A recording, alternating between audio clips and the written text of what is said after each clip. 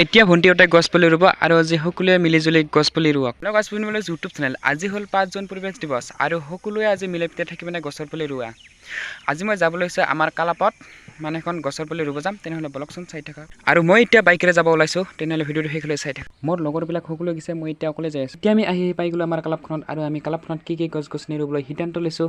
আপোনালোকে ভিডিঅ'টো শেষলৈ চাই থাকক, তেতিয়াহে গম পাবি। আজি হ'ল 5 জুন বিশ্ব পৰিৱেশ দিৱস আৰু পৃথিৱীখন আমাৰ নিজে নহয়, প্ৰাকৃতিক ইয়াৰ মালিক। ধুনীয়া পৃথিৱীখন ধুনীয়াকৈ ৰখা আমাৰ প্ৰত্যেকৰে দায়িত্ব। গছ থাকিলেহে মানুহ থাকে, গতিকে যিমান পাৰে গছ পুলি ৰুৱক।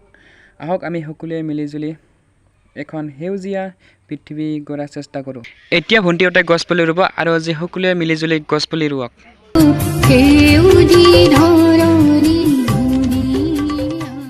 আৰু এতিয়া ভণ্টিহঁতে গছ পুলি ৰুব।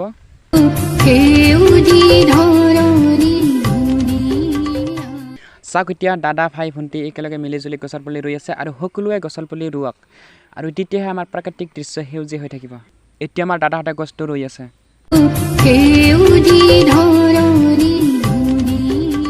এতিয়া আমাৰ গছ গছনি ৰুৱাটো শেষ হৈ গ'ল আৰু এতিয়া ঘৰত যাবলৈ ল'লোঁ।